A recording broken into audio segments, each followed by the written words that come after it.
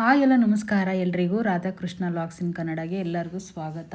ಎಲ್ಲರೂ ಹೇಗಿದ್ದೀರಾ? ಹೋಪ್ ಎಲ್ಲರೂ ಚೆನ್ನಾಗಿದ್ದೀರಾ ಅಂತ ಅಂದ್ಕೊಂಡು ಇವತ್ತಿನ ಒಂದು ವ್ಲಾಗ್ನ ಶುರು ಮಾಡ್ತಾ ಇದ್ದೀನಿ. ಇದು ಸೋಮವಾರದ ಮಿನಿ ಬ್ಲಾಗ್ ಆಗಿರುತ್ತೆ. ನಾನು ಬೆಳಗ್ಗೆ ಬೇಗನೆ ಎದ್ದು ಮನೆಯೆಲ್ಲ ಕ್ಲೀನ್ ಮಾಡಿಕೊಂಡು ನಾನು ಫ್ರೆಶ್ ಅಪ್ ಆಗಿಬಿಟ್ಟು ಈಗ ಪೂಜೆಗೆಲ್ಲ ರೆಡಿ ಮಾಡ್ಕೊಳ್ತಾ ಇದ್ದೀನಿ. ಏಕೆ ಅಂತಂದರೆ ಇವತ್ತು ಸೋಮವಾರ ಆಗಿರೋದ್ರಿಂದ ಹೂವು ಸ್ವಲ್ಪ ಜಾಸ್ತಿನೇ ತೊಗೊಂಡು ಎಲ್ಲ ಫೋಟೋಕ್ಕೆಲ್ಲ ಇಡ್ತಾ ಇದ್ದೀನಿ. ಒಂದೊಂದು ದಿನ ಹೂವು ತೊಗೊಂಡು ಇಡ್ತೀನಿ, ಒಂದೊಂದು ದಿನ ಒಂದೇ ಇದ್ದರೂ ಕೂಡ ಅದಕ್ಕೂ ಪೂಜೆ ಮಾಡ್ತೀನಿ. ಕಂಟಿನ್ಯೂಸ್ ಆಗಿ ವಿಡಿಯೋನ ಎಲ್ಲಿ ಸ್ಕಿಪ್ ಮಾಡ್ದಂಗೆ ನೋಡಿ. ವಿಡಿಯೋ ಇಷ್ಟ ಆದರೆ ಒಂದು ಪುಟ್ಟದೊಂದು ಲೈಕ್ ಕೊಡಿ. ನನ್ನ ಚಾನಲ್ನ ಇನ್ನು ಯಾರೆಲ್ಲ ಸಬ್ಸ್ಕ್ರೈಬ್ ಮಾಡ್ಕೊಳ್ದಲ್ಲೇ ನೋಡ್ತಾ ಇದ್ದೀರಾ, ಪ್ಲೀಸ್ ಸಬ್ಸ್ಕ್ರೈಬ್ ಮಾಡಿಕೊಂಡು ಸಪೋರ್ಟ್ ಮಾಡಿ. ಬನ್ನಿ ಈಗ ಶುರು ಮಾಡೋಣ. ಇನ್ನೇನು ನಾನು ಇವತ್ತು ಬಶುಂಪಾದ ಹೂವು ತೊಗೊಂಡಿದ್ದೆ, ಒಂದೆರಡು ಮಾರಷ್ಟು. ತುಂಬ ಚೆನ್ನಾಗಿ ಕಟ್ಟಿ ಒಬ್ಬರು ಮನೆ ಹತ್ರ ತಂದು ಕೊಡ್ತಾರೆ. ಸಖತ್ತಾಗಿರುತ್ತೆ ಅಂತಲೇ ಹೇಳ್ಬೋದು. ಅದಕ್ಕೆ ಸ್ವಲ್ಪ ಕನಕಾಂಬರ, ಪತ್ರೆ, ಶಾವಂತಿಗೆ, ಕನಕ ಎಲ್ಲ ತೊಗೊಳ್ತೀನಿ ನಾನು. ಸ್ವಲ್ಪ ಮನೆ ಹತ್ರನೇ ಬಂದು ಕೊಟ್ಟು ಹೋಗ್ತಾರೆ. ಸೋಮವಾರ, ಗುರುವಾರ 2 ವಾರ ತೊಗೊಳ್ತೀನಿ. ನಾನು ಕೂಡ ಒಂಚೂರು ಕನಕಾಂಬರನ ಮುಡ್ಕೊಂಡು ಈಗ ಪೂಜೆ ಮಾಡ್ಕೊಳ್ತಾ ಇದ್ದೀನಿ. ಪೂಜೆ ಎಲ್ಲ ಮುಗಿಸಿ ಆದಮೇಲೆ ಇವತ್ತು ಅಂಗಡಿಲಿ ಕೂಡ ತುಂಬ ಕೆಲಸ ಇದೆ, ಬಟ್ಟೆ ಸ್ಟಿಚ್ ಮಾಡೋದು ಅದೆಲ್ಲ. ಅದನ್ನೆಲ್ಲ ಮುಗಿಸ್ಬೇಕು.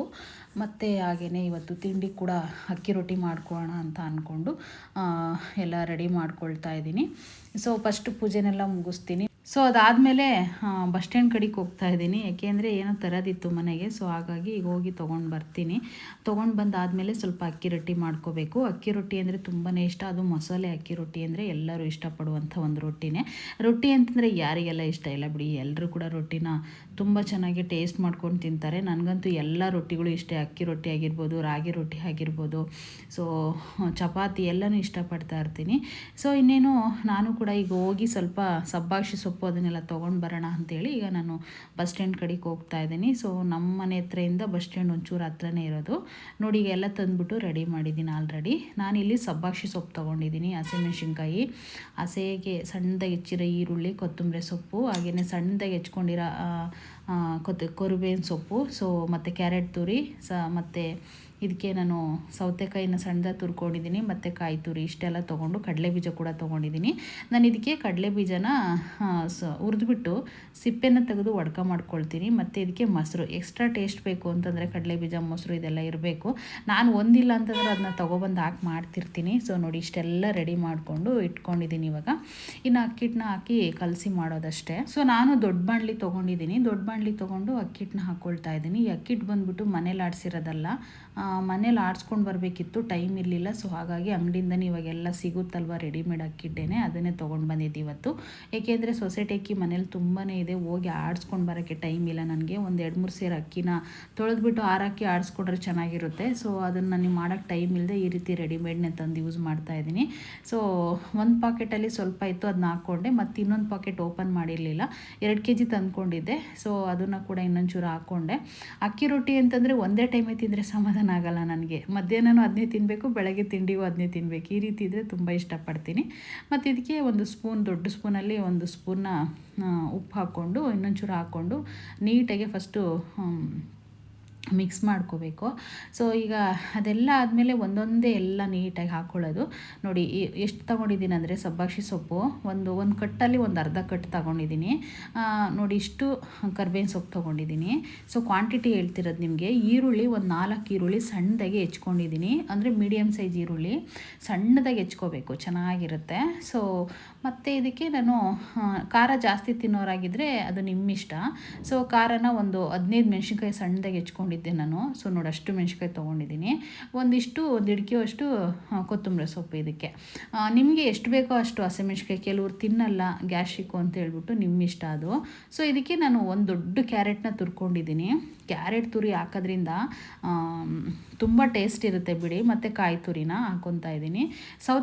ಒಂದು ಸೌತೆಕಾಯಿನ ತುರ್ಕೊಂಡು ಇಟ್ಕೊಂಡಿದ್ದೀನಿ. ಏನು ಗೊತ್ತಾ, ನಮ್ಮ ಒಂದು ಆರೋಗ್ಯಕ್ಕೆ ಪ್ರತಿಯೊಂದು ಸೇರುತ್ತೆ ಇದರಲ್ಲಿ. ಏನು ಗೊತ್ತಾ, ಹಸಿಮೆಣ್ಸಿನ್ಕಾಯಿ, ಈರುಳ್ಳಿ, ಕೊತ್ತಂಬರಿ ಸೊಪ್ಪು, ಮತ್ತು ಆ ಸೌತೆಕಾಯಿ ಆಗಿರ್ಬೋದು, ಕಡಲೆ ಬೀಜ, ಕಾಯಿ ತುರಿ, ಕ್ಯಾರೆಟು, ಈ ಎಲ್ಲ ನಮಗೊಂದು ಆರೋಗ್ಯಕ್ಕೆ ತುಂಬ ಒಳ್ಳೆಯದಲ್ವ ಇದೆಲ್ಲ. ಈಗ ನಾವು ತರಕಾರಿ ಸಾರು ಮಾಡಿ ತಿಂತೀವಲ್ವ, ಅದೇ ಥರನೇ ಇದು ಎಲ್ಲನೂ ನಮಗೆ ಒಂದೇದರಲ್ಲೇ ಸಿಕ್ಬಿಡುತ್ತೆ. ಮತ್ತು ಮೊಸರು ಇದರಲ್ಲಿ ಎಲ್ಲನೂ ಹಾಕ್ಕೊಳ್ತಾ ಇರ್ತೀವಿ. ಇನ್ನು ಮೊಸರು ಒಂದು ಪಾಕೆಟ್ನ, ಅಂದರೆ 1/4 ಲೀಟ್ರ್ ಪಾಕೆಟ್ನ, ನಾನೇನು ಮೊಸರೇನು ಮಾಡಲ್ಲ, 1/4 ಲೀಟ್ರ್ ಪಾಕೆಟ್ನ ಹಾಕ್ಕೊಳ್ತಾ ಇದ್ದೀನಿ. ಅದೆಲ್ಲ ಹಾಕ್ಕೊಂಡಿದ್ದಾದಮೇಲೆ ಫೈನಲಿ ಇವಾಗ ಇದಕ್ಕೆ ನಾವು ಕಡಲೆ ಬೀಜನ ಹಾಕ್ಕೋಬೇಕು. ಅದಕ್ಕೂ ಮುಂಚೆ ನಾನು ಏನು ಮಾಡ್ತೀನಿ ಅಂದರೆ ಇನ್ನೊಂಚೂರು ಉಪ್ಪು ಸಾಲ್ದು ಬಂತು ಅಂತ ಅನ್ನಿಸ್ತು, ಉಪ್ಪು ಹಾಕ್ಕೊಳ್ತಾ ಇದ್ದೀನಿ. ಮತ್ತು ಇವಾಗ ನೀಟಾಗೆ ನೀರು ಹಾಕ್ಕೊಳ್ದಲ್ಲೇ ಫಸ್ಟು ಒಂದು ಸರಿ ಎಲ್ಲ ಮಿಕ್ಸ್ ಮಾಡ್ಕೋಬೇಕು. ನೀಟಾಗಿ ಮಿಕ್ಸ್ ಮಾಡಿಕೊಂಡು ಕಲಿಸ್ಕೋಬೇಕು. ಇನ್ನೇನು ಅಕ್ಕಿಟ್ಟೇನು ಉಂಡೆಗಟ್ಟಲ್ಲ ಏನಿಲ್ಲ, ಸ್ವಲ್ಪ ನೀಟಾಗಿ ಅದುವಾಗಿ ಕಲಿಸ್ಕೊಂಡ್ರೆ ಚೆನ್ನಾಗಿರುತ್ತೆ. ಸೊ ನೋಡಿ ಎಷ್ಟು ಚೆನ್ನಾಗಿ ಕಲಿತಾ ಇದೆ. ಏನು ಗೊತ್ತಾ, ಇದಕ್ಕೆ ಟೇಸ್ಟ್ ಕೊಡಬೇಕು ಎಕ್ಸ್ಟ್ರಾ, ಇನ್ನೂ ಲೆವೆಲ್ಲು, ನಮಗಿನ್ನೂ ಚೆನ್ನಾಗಿರಬೇಕು. ಬಾಯಿಗೇನೋ ಇದೆಲ್ಲ ಸಿಗ್ತಾಯಿದ್ರೆ ತಿನ್ನಬೇಕಾದಾಗ ಇನ್ನೊಂಚೂರು ಏನಾದರೂ ಸಿಗಬೇಕು ಅಂತ ಅನಿಸ್ತಾ ಇರುತ್ತೆ. ಸೊ ಆವಾಗ ನಾನು ಕಡಲೆ ಬೀಜನ, ಮತ್ತು ಇಲ್ಲಾಂದರೆ ಇನ್ನೊಂದು ಅವರೆಕಾಯಿ ಸೀಸನ್ ಆಗಿದ್ದರೆ ಅವರೆಕಾಯಿ ಸೀಸನಲ್ಲಿ ಕೂಡ ಬೇಳೆನ ಅಂದರೆ ಇಸಿಗೆ ಬೇಳೆನ ಹಾಕ್ತಾರೆ, ನೆನೆಸಿ ಇಸ್ಕಿರ್ತೀವಲ್ವ ಕಾಳುಗಳನ್ನ, ಅದನ್ನು ಕೂಡ ಹಾಕ್ತಾರೆ. ಸೊ ನೋಡಿ ನಾನು ಇವಾಗ ನೀರು ಹಾಕ್ಕೊಂಡು ನೀಟಾಗಿ ಮಿಕ್ಸ್ ಮಾಡ್ಕೊಳ್ತಾ ಇದ್ದೀನಿ. ಸೊ ಈ ಬಳೆಗಳಂತೂ ನನಗೆ ತೆಗಿಯೋಕ್ಕೆ ಇಷ್ಟನೇ ಆಗಲ್ಲ. ಯಾಕೆ ಅಂತಂದರೆ ಈ ಬಳೆ ನಾನು ಆಲ್ರೆಡಿ ಒಂದು ಕೊಟೀರ್ಗೆ ಹೋಗಿದ್ದೆ, ನಿಮಗೆಲ್ಲ ವಿಡಿಯೋ ನೋಡಿರ್ತೀರಂತ ಅನ್ಕೊತೀನಿ. ಆ ಕೊಟೀರ್ಗೆ ಹೋದಾಗ ಈ ಬಳೆನ ಹಾಕ್ಕೊಂಡು ಹೋಗಿದ್ದೆ ನಾನು. ಈ ಬಳೆ ತುಂಬಾ ಇಡಿಸ್ಬಿಡ್ತು ನನಗೆ, ಒಂಥರ ಬ್ಲ್ಯಾಕ್ ಅಂತ ಅನ್ನಿಸ್ಬೋದು ನಿಮಗೆ, ಬ್ಲ್ಯಾಕ್ ಅಲ್ಲ, ಇದು ಡಾರ್ಕ್ ಗ್ರೀನ್ ಆಗಿರುತ್ತೆ. ತುಂಬ ಇಷ್ಟ, ಅದಕ್ಕೆ ಹಂಗೆ ಹಾಕ್ಕೊಂಡೇ ಇದ್ದೀನಿ. ಸೊ ನೋಡಿ ಇವಾಗ ನಾನು ಕಡಲೆ ಬೀಜನ ಹಾಕ್ಕೊಂಡೆ ಇದ್ರ ಮೇಲೆ.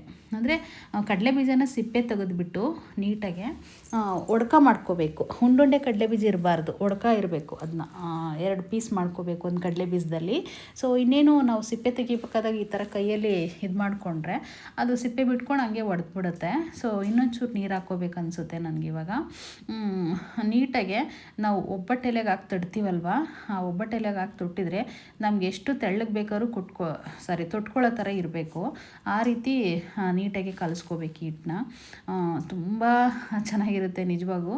ಇದನ್ನೆಲ್ಲ ನೋಡ್ತಾ ಇದ್ದರೆ ನಿಮಗೂ ತಿನ್ನಬೇಕಂತ ಅನಿಸುತ್ತೆ ಅಂತ ಅನ್ಕೊತೀನಿ. ಏಕೆಂದರೆ ಅಕ್ಕಿ ರೊಟ್ಟಿ ಅಂದರೆ ಯಾರಿಗೆ ಇಷ್ಟ ಇಲ್ಲ ಹೇಳಿ. ಸೊ ನೋಡಿ ಇಷ್ಟು ಅದಕ್ಕೆ ಕಲಿಸ್ಕೊಂಡಿದ್ದೀನಿ ನಾನು ಇವಾಗ. ಇಷ್ಟಿದ್ರೆ ಸಾಕು, ಚೆನ್ನಾಗಿರುತ್ತೆ ನೋಡಿ. ಈ ಥರ ಅಷ್ಟಿರಬೇಕಷ್ಟು, ಅಷ್ಟು ತೆಳ್ಳೂ ಇರಬಾರ್ದು, ಅಷ್ಟು ಗಟ್ಟಿನೂ ಇರಬಾರ್ದು. ಇಷ್ಟಿದ್ರೆ ಸಾಕು, ಚೆನ್ನಾಗಿ ಬರುತ್ತೆ ಅಕ್ಕಿ ರೊಟ್ಟಿ ತೊಟ್ಕೊಳ್ಳೋಕ್ಕೆ. ಸೊ ಅದನ್ನೆಲ್ಲ ಇನ್ನೇನು ನೆನೆಸೋದು ಏನೂ ಬೇಡ, ನಾನೆಂದೂ ನೆನೆಸೋಕ್ಕೂ ಹೋಗೋದಿಲ್ಲ. ಇದನ್ನೇ ತಟ್ಟೋದಷ್ಟೇ. ನಾನಿಲ್ಲಿ ಒಂದು ಹಲ್ಗೆ ತೊಗೊಂಡ್ಬಿಟ್ಟು ಹಲ್ಗೆ ಮೇಲೆ ಒಬ್ಬಟ್ಟೆಲೆನ ಹಾಕ್ಕೊಳ್ತೀನಿ. ಬಾಳೆ ಎಲೆ ಇದ್ದರೂ ಕೂಡ ಯೂಸ್ ಮಾಡ್ಬೋದು. ಸೊ ಒಬ್ಬಟ್ಟೆಲೆಯಲ್ಲಿ ತುಂಬ ಚೆನ್ನಾಗಿ ಬರುತ್ತೆ. ನಾನು ಯಾವಾಗಲೂ ಒಬ್ಬಟ್ಟೆಲೆನೇ ತೊಟ್ಟೋದು.